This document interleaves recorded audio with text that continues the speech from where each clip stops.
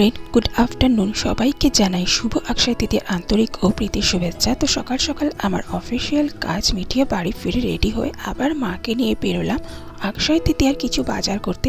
আর আজকের দিনে বলা হয় নাকি সোনা বা রূপা জাতীয় কিছু কিনে ঠাকুরের সামনে নিবেদন করতে। তো দেখো, হাউজিং থেকে আমাদের আকাশটা খেতে কি সুন্দর লাগছে, তাই না?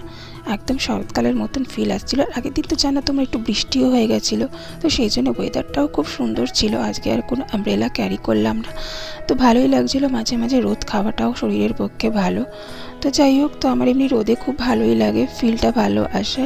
আমার অত রোদ রোদে পুড়ে যাওয়ার ভয়টা নেই।